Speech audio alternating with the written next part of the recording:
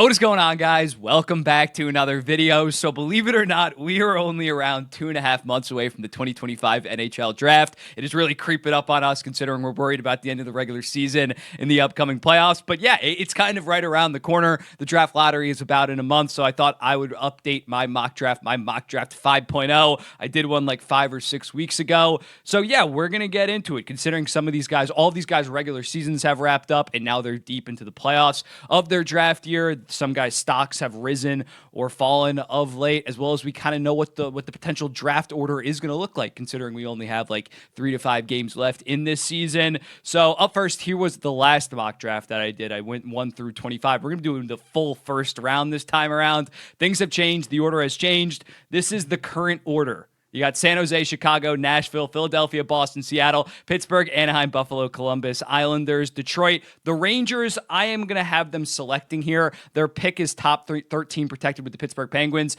but there is a condition where they can decide if it's within top 13 that they could also send it to Pittsburgh if they want. It's not like a guaranteed protection that they would. They're going to have the choice. I'm just going to have them draft in this situation, although I think that they probably would give up the 13th overall and not deal with the risk that their 2026 pick could be unprotected. But yeah, I just needed to explain that. Utah 14th, Vancouver, Montreal from the Monahan trade, then Montreal again with their own pick, Calgary from the Markstrom trade, Ottawa. Similarly to New York, got to explain this one. They might not be picking here because of the Donov trade. They need to give up either this year or next year's first round pick. Decided I'm not going to have a 31 team first round, 31 pick first round, so they're going to be selecting in the situation. Columbus from the Juracek trade, St. Louis, Calgary, Florida, that's from the Tkachuk trade.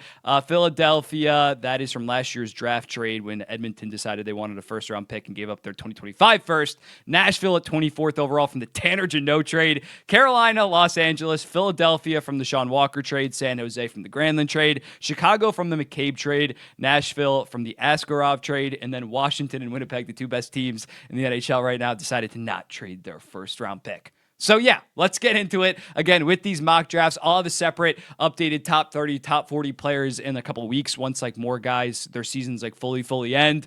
But we're just going to do the mock draft, full first round, based on what I think that these teams need, what insiders are kind of saying about what teams are looking for, as well as what the consensus kind of rankings are, as well as my own. So yeah, a bunch of different factors. Not if I have one guy very low, I'm not saying that he's that low in my personal top 50, but just doing what I think would happen on draft night if this was the current order that we were working with. Pretty self-explanatory. You guys know what I'm talking about. And up first, the San Jose Sharks. I think it's somewhat of an easy decision. I think you go with Matthew Schaefer at first overall. Not saying Matthew Schaefer is clear of the rest of this draft. If Mike Greer really likes some of the other forwards in this draft, I wouldn't hate the idea of picking it. You can never have too many elite forwards. But I think with San Jose, although I like guys like Luca Cagnani and Sam Dickinson, Matthew Schaefer is definitely a tier above in terms of maybe turning into that legit franchise number 1 defenseman, top 10 defenseman in the NHL. The way that he plays, so good both ways of the ice, 6'2", awesome skater, high IQ, hasn't played a ton this year. Only 17 games and only 22 points, but was dominant at the Hlinka Gretzky Cup. At World Juniors in his 4 periods with Team Canada, was the best player on Team Canada. With San Jose, yeah, they got already 3 future elite forwards in Celebrini, Smith, and Eklund, as well as a bunch of other guys like Musty and Chernyshov that could be really good. So I think that you go defenseman here. It's not a shoo-in, but I would say if San Jose wins the first overall pick, I'd say it's like 75% likely that they go with Matthew Schaefer, just because he is that only top-tier defenseman in this draft, and one of the better defenseman prospects of the last 5 to 6 years. Like, definitely Rasmus Dahlin clears him, but outside of that, there's probably an argument that he is the best defenseman draft prospect since 2018. So San Jose gets their potential franchise defenseman at Matthew Schaefer. Second overall, I'm going to go with Michael Misa for the Chicago Blackhawks. If they love Anton Frondell, Hagens, McQueen or Martone, maybe they select him here at second, but I think Michael Misa is kind of solidified as the second best prospect in this draft, the best forward in this draft. What he did in his exceptional status year was very impressive. 56 points in 45 games. Plateaued a little bit last year, but then came out on fire and maintained that pace that I didn't even think that, I was like, he's going to slow down at some point, right? He's not going to go for over 2 points per game the entire season. That's exactly what he did. 62 goals, 72 assists, 135 points in 65 5 games. Him and Zane Parekh were the best duo in the OHL this season. And yeah, he just does everything at an extremely high level. Do I think that he's going to be a top 20 player in the NHL one day? No, because I'm not sure he has like that one elite trait. But I think he, on any of their teams, Chicago obviously going to be tough. He's going to be playing the second line center because they have Connor Bedard. But he could easily end up being a top 15-ish, top 12 to 16 center in the NHL, give you mid-30s goals, 70 to 80 points, and that's exactly what Chicago needs in terms of another elite forward. They have a large quantity of forward prospects. I like Frank Nazar, but he is not to the level of Michael Misa. You definitely go forward in this situation and select Michael Misa. And he's 6'1". It's not like he's like James Hagens. If James Hagens had a dominant season and was still in consideration for this, I could see the argument going with a bigger guy. Misa, you don't have to worry about that. You don't have to worry about Bedard. Your top 2 centers being a little bit undersized. Misa's like 6'1", 185 pounds. At 3rd overall, this is when the draft would really start if this is the top 2 picks. At 3rd overall, I have the Nashville Predators selecting Anton Frondell. What this guy has done basically since like late December, January, he's pretty easily been a top 3 prospect in this draft. And last year, he was awesome as well. It was just he was dealing with an injury to start this year. He finished with 25 points in 29 games in the 2nd tier of the Swedish League. Was awesome. Him and Victor Eklund, who we'll talk about later. 6'1", 200 pounds, extremely high IQ like you expect from these high-end Swedish prospects, as well as a damn good shot. He can be a legit number 1 center at the NHL level. If you're Nashville, you're just looking for the best player available at this point. You don't really have any needs when it comes to your team. You're just kind of starting this rebuild. So I think that you end up going with Anton Frondell. Right now, it's looking like he's making a strong argument and solidifying his case to be that second best forward, third best player in this draft. At 4th overall, I go a little bit surprising. I'm going with Caleb Desnoyers to the Philadelphia Flyers. I think the Flyers are definitely going to be looking for a center in this draft. I think Jet Luchenko's a good prospect, but probably more so of a second-line center. You go with the center here. You go with Caleb Desnoyers, who might have like the 3rd highest floor in this draft, as well as an extremely high ceiling, 84 points in 56 games this year in the QMJHL, regarded as arguably the best defensive center in this draft. I think he has a legit chance to be a consistent 65 to 70 point number 1 center. If Michkov reaches his potential, Desnoyers could definitely end up being an 80, 85 point guy. Yeah, I could easily see him. His stock has definitely risen. It seems like a lot of scouts like this guy, just what he overall brings to the table. Maybe he doesn't have the offensive potential of some of the guys that we're going to talk about, but I think he'd be a really good fit in Philadelphia, and it would not surprise me one bit if he ends up going top 5 and I have him 4th overall.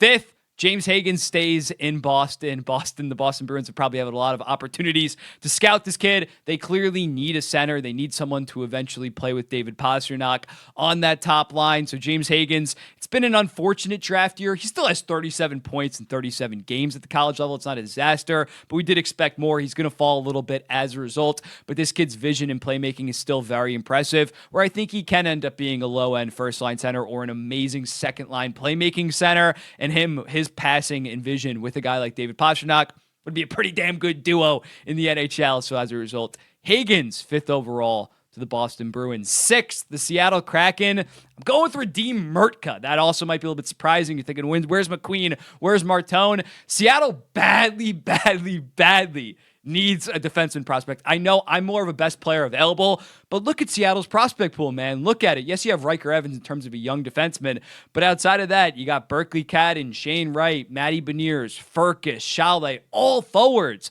And I think that the gap isn't like that big between Mrtka, or like Martone and McQueen. Mrtka is a 6'6" right-handed defenseman that has put up 35 points in 43 games in the WHL. Solid defensively with some offensive flair. So yeah, if I'm Seattle, I'm definitely targeting a defenseman. If you think Martone and McQueen are just that much levels ahead of a guy like Mrtka, you go with the clear best player available. But I think Seattle is just so forward-loaded in their prospect pool right now that I could see them going with a defenseman of Radim Mrtka. He's been damn good in his draft year. At 7th overall, this is where Porter Martone is going to end up going. Pittsburgh, solely best player available. They don't have any like foundational pieces right now within their prospect pool, within their U23 core. And yeah, Porter Martone would be awesome here at 7th overall for the Pittsburgh Penguins. He's been very productive in terms of points this year, ended up with 98 points in the OHL. There is serious concerns about his skating. His first step is pretty slow. How will that translate to the NHL in terms of being a top end guy, in terms of being a franchise winger? It might affect him, but I still think that he can easily be 30 goals, 40 assists, 70 points. And for Pittsburgh, yeah, again, best player available. He's probably a third or fourth best player on an actual high-level team. And if you're Pittsburgh, you're getting your franchise core pieces hopefully next year or the year after, Landon Dupont or Gavin McKenna. When you really, really tank, you're still not like fully tanking. So yeah, just snag a guy like Porter Martone at 7th overall with how productive he's been. You will not be one bit mad. The Anaheim Ducks, I have them selecting Roger McQueen. Pat Verbeek's draft strategy has been pretty clear.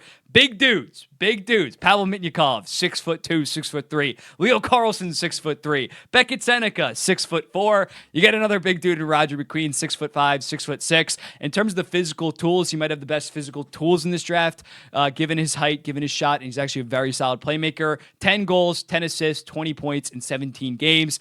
I understand that the back injury is a serious concern, especially when we saw Caden Lindstrom miss all of this year, but he has returned towards the end of the year. And I think at 8th overall, I wouldn't pick McQueen like 4th or 5th overall, even if I really liked him because of the back injury. But I think this draft does tend to fall off after like the 8th or 9th overall pick. So I think for Anaheim, you can definitely swallow it, swallow the risk of picking McQueen with his back injury here, because it's not like you're burning a top 5 pick on him. Next up, 9th overall, Victor Eklund to the Buffalo Sabres. I would love a right-handed defenseman here to Buffalo, but Mrtka's already off the board, and the next right-handed defenseman isn't going to be for a while, and I don't think that they're in the same stratosphere as Eklund. In terms of being a prospect, 31 points in 42 games in Sweden's second-tier league alongside Anton Frondell. Yeah, he's 5'10", but he plays like he's 6'2", 6'3", physical demon, board battles. He's already like 175 pounds. I think adding another very solid winger to the Buffalo Sabres would be a solid pick, but yeah, they need to figure out the right side of the defense,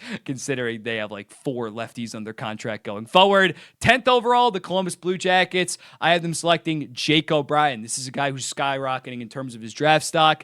This season has 93 points after winning the Rookie of the Year in the OHL last year. Elite patience, elite vision, and as a result, I think he can turn out to be a very, very good second-line center. I know Columbus has not really a need for centers, but similarly to Buffalo, they would ideally want a right-handed defenseman. Don't love the right-handed defenseman here. They're fine on the left side in terms of defense. So I think you get another forward. You just pick another forward. You could always move O'Brien or others to the wing. But yeah, Jake O'Brien, I think, has solidified himself as a top 10, top 11 pretty easily prospect in this draft. So don't worry too much about position if you're Columbus. Just get potentially the best player available. 11th overall, my New York Islanders. I have them selecting Jackson Smith. When looking at them, they're not set it forward, but they're clear-cut 2 best forward prospects are Cole Eiserman and Cal Ritchie. So Jackson Smith after that top 10. If Jake O'Brien was available, I'd maybe still go Jake O'Brien over Jackson Smith. But if this were to go down, I think Jackson Smith is definitely in the same tier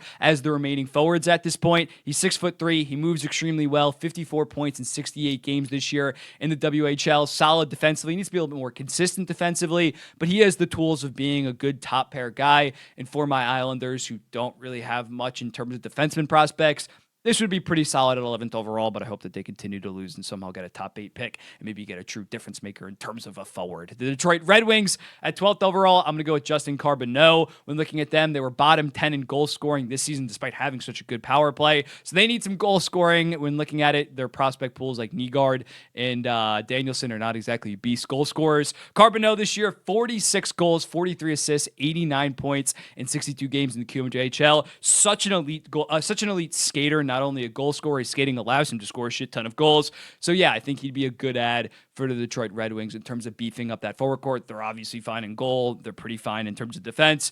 Get a solid winger at that point. I think Carbonneau would be a solid selection at 12th overall. 13th overall, the New York Rangers. I had them selecting Brady Martin. Just a very well-rounded prospect, kind of a safe pick if it's a new GM. Don't go completely off the board. Yeah, he should be a low-end second-line center, solid second-line center potentially for the New York Rangers. Brady Martin makes sense for them. Kayshawn Aitcheson, 14th overall to the Utah Hockey Club. They don't really exactly have a need, but I probably would lean more so to defense than forwards. They have a lot of NHL proven young forwards, as well as guys like Iginla and Danil Boot coming up the system versus Maverick Lamoureux and Simashev are a little bit unproven. So yeah, Aitcheson, he's one of my favorite prospects in this draft, point blank period. He is a physical demon that will immediately become one of the favorite players in Utah. I think he's going to be a very, very good second pair guy, and he does have some offense. 26 goals, 59 points this year in the OHL. Yeah, he's like a top 10 prospect for me. It'll be interesting to see where exactly he goes in the draft, but I think Utah at 14th overall, this would be a really good selection. 15th overall, Lyndon Lakovic to the Vancouver Canucks. They get some size within their forward core. 6'4", 195 pounds, playing far more physical this season. Last year, Moose Jaw was a wagon. He had 39 points in 68 games. They stink this year, but he has still been highly productive. 27 goals, 58 points in 47 games. Get some help to potentially rebound Elias Pettersson down the line. Montreal, the first of their back-to-back picks, this one from Calgary. I'm going to go with Malcolm Spence, a very high-floor physical middle sixer. If you're Montreal, you maybe want to take a swing, but I think getting someone safe here like Malcolm Spence that can be a reliable 45 to 55-point guy down the line once line A starts to get up there in age. You could have Malcolm Spence replace him potentially on that second line. A very high motor, gets in the greasy areas. I think he's going to be a solid NHLer. I don't think that he has the skill to be a high impact guy, but you already have some of your high impact guys proving it at the NHL level in their early 20s, so you don't need to swing for the fences with this pick. I will have them swing a little bit on their next pick, 17th overall. Carter Bear. I think Carter Bear, if he was fully healthy, is a top 12, maybe top 10 talent. He tore his Achilles. You look at it, Peyton Krebs had a similar thing happen to him, was looked at as a top 10 prospect, tore his Achilles, fell in the draft, never fully recovered in terms of his development. So I think Carter Bear is going to fall a decent amount. And if I'm Montreal and I have 2 first-round picks, might as well take a chance on Carter Bear because this year he was amazing for the Everett Silvertips, was the best player on their team, and they're one of the best players in the WHL. 40 goals, 42 assists, 82 points in 56 games. So yeah, you get a safe player with Malcolm Spence, and you get a potential real difference maker with Carter Bear. He's 6'6". He's an extremely twitchy player and just can play make up the wazoo. So yeah, Carter Bear and Malcolm Spence is a pretty solid haul at 16th and 17th overall for the Montreal Canadiens. Calgary from the New Jersey Devils pick. I'm going with Ben Kindel.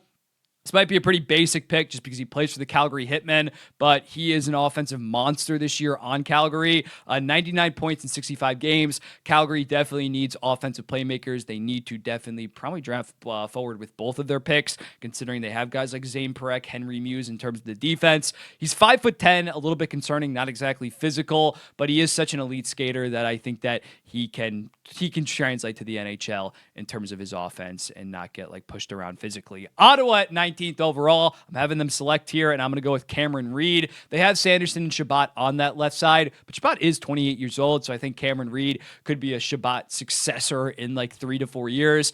Reed, similar to a guy like Brady Martin, nothing really pops off the page with his game, but it's just a very solid offensive defenseman that can play defense. He is an elite skater, so he can keep up on the defensive side. And yeah, if he turns into a 35, 40-point second pair guy at 19th overall, that's definitely a win for the Ottawa Senators because they're going to have to replace Thomas Chabot in 4 to 5 years at this point. Columbus, another defenseman off the board. Blake Fiddler. When looking at Columbus, we talked about it before. At 10th overall, I want a right-handed defenseman for them. Didn't really make sense at 10th. If Blake Fiddler's there at 20th, I think that makes all the sense in the world. 6'4" right-handed defenseman. Big physical guy that I think can be a solid top 4 right-handed defenseman. And offensively, he's not inept. He had 33 points this season, has a July birthday, so he is pretty young for this draft class. And yeah, if he turns into, similarly like Cameron Reed, a second pair defenseman in the top 25% defensively in the NHL, that's a damn good pick at 20th overall. 21st, the St. Louis Blues. Another right-handed defenseman, Logan Hensler. When looking at St. Louis, they did just select Adam Juracek, who's a right-handed defenseman, but he just keeps on dealing with injuries. He's not a sure thing for sure. Their forward core is set in terms of like U26 talent. Thomas and Kyra are still in their mid-20s. They got Holloway, Bolduc, Neighbors, Dvorsky, Snuggerud. And on the left side, they also have Broberg, Lidstein, and who else? Was there someone else that I'm missing? Colin Ralph as well on that left side. So you go with the guy, and they have Joel Hofer in net, who's still like 23, 24 years old. Logan Hensler makes a lot of sense. A lot of hype coming into this year. Did not exactly produce on a pretty bad Wisconsin team, but I still think, similarly to guys like Cam Reed, just a solid two-way guy. He is a little bit more so defensive, but he played okay at the World Juniors in like a second, third pair role. Not going to be anything special like we thought maybe coming into the season, at least offensively, but can be a solid NHLer. Next up, the Calgary Flames from the Florida Panthers. I'm going to go with Ivan Ryabkin. Calgary takes another stab at a high upside offensive guy. Ryabkin coming into the season, like Hensler, was viewed as a pretty safe top 7, top 8 guy. Dominated the MHL, had like the 3rd most productive MHL season of the last decade, only behind Michkov and Demidov. Not that he was in like the same level as them, but was that third best Russian forward prospect that played in Russia in the last decade for the most part. Svechnikov played in the OHL. But Ryabkin struggled this season, got benched at times in the MHL, but has now come over to the USHL and has 18 goals and 27 points in 25 games. So he's getting back on track. The problem here is his motor is very inconsistent, and he also, based on the stuff that I've read on him, has a little bit of a temper. So as long as you can sort that out, if you get an engaged Ivan Ryabkin that's not hot and cold, I think he can be a very good top 6 offensive player. The playmaking and vision is definitely there. It's just the consistency, and it's just him giving a shit on the defensive end. If you believe in your development program, Calgary, he can end up being well worth the 22nd overall pick. 23rd, Philadelphia. I'm going with Cameron Schmidt, an undersized guy, 5'7", but unlike Benjamin Kindel, he plays very physical. He does not back down. 40 goals this season, 78 points in the WHL. You put Mrtka on the top line, Schmidt on the second line, absolutely ripping goals. That could be a successful strategy for the Philadelphia Flyers. Cameron Schmidt definitely has a bunch of offensive potential. 24th overall, Sasha Boymedin. I believe I'm pronouncing that correct. I watched a YouTube video before this. They got a Swedish center at 3rd overall. Now they get a Swedish defenseman at the college level. On paper, his offensive production doesn't exactly stand out, but context is needed. He was playing with Cole Hudson and Tom Willander, so he was like the 3rd defenseman on Boston University. 6'2", very good skater, solid puck skills. If you could develop this guy, I think he can turn into a very solid second pair guy just because that skating is so elite. In Nashville, again, you go forward with your first pick, go defenseman with your second pick. Makes all the sense in the world. 25th overall, Milton Gastrin. This guy's a pretty ideal Rod Brindamore player. 6'2", high IQ, vision, cares about it on the defensive end. Was about point per game this year in Swedish juniors. Got some run at the SHL level, and he has a June birthday, so he is pretty young for this draft. 26th overall, I'm sticking to my original mock draft. Jack Mrtka, LA. They got Carter George. They got a bunch of young defensemen that they're not even playing right now. Go forward, even after he went Liam Greentree last year. Mrtka has 41 points in 40 games with the developmental program, and he's an August 22nd birthday, so he's a month away from being 2026 eligible. Yeah, just a very skilled winger. 27th overall, sticking with the U.S. developmental program to Philadelphia. Charlie Tretheway. You go forwards with your top 2 picks. Get a defenseman, get a guy that could potentially be a replacement for Rasmus Ristolainen on that right side. August birthday as well, so he's very young.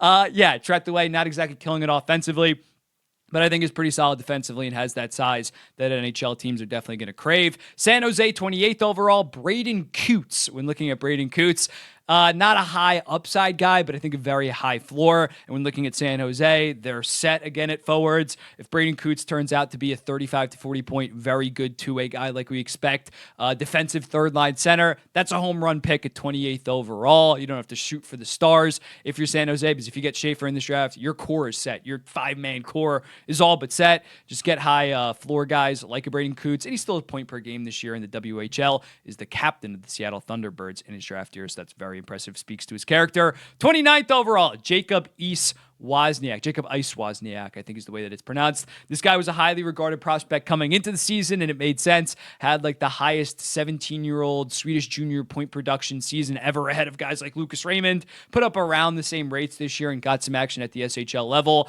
If you're Chicago, he's definitely a high upside guy. 6'3" and can absolutely rip the puck. Solid skater. Take a risk. Maybe he turns into something, eventually playing with Misa and Bedard in this situation, and you won't regret it if he hits. Nashville, 30th overall, Cole Reshny. This would be a very solid value pick. 92 points in 62 games this year for Nashville. If they got Frondell, Reshny, and who's my other pick for them? Defenseman. Who'd I have? Give me a second. Boymedin. That would be a very, very good haul for Nashville and really get them going in terms of their little rebuild, retool, or probably a deep retool very soon. But that would be good for Nashville. 31st overall, Joshua Ravensburger. Washington's kind of set everywhere in terms of their forwards and defensemen, whether it's young roster players, whether it's prospects. So go with the goalie. Why not? Logan Thompson is only 27 years old, but Ravensburger is 6'6". He's going to take a little bit longer to develop than some other guys, so probably 4 or 5 years till we even see him at the NHL level. And Washington, why not go with a little bit of a goaltender? And Ravensburger, some people have him go. Bergen has have him going much higher. And then lastly, Henry Brustevich, brother of Hunter Brustevich, who's on the Calgary Flames now. 32nd overall to the Winnipeg Jets. Jets don't really have any glaring needs in terms of forward or defense. So you go with a guy like Brustevich, whose numbers don't exactly pop off off the page, but he has 42 points on London, who have Oliver Bonk and Sam Dickinson ahead of him on the depth chart. So similar to Boy Median, he has been great in the role that he's been assigned. Right-handed defenseman, very good offensively, can hold his own defensively. That'd be a solid pick for the Winnipeg Jets. So here is the updated mock draft. In all its glory. I am tired. And then here is 17 through 32. Let me know in the comments, what do you think about this? Actually, wait, Cole Reshny and Mrtka. You got to switch that on the graphic there. Let me know in the comments, what do you think? I'll be seeing the next one. Peace.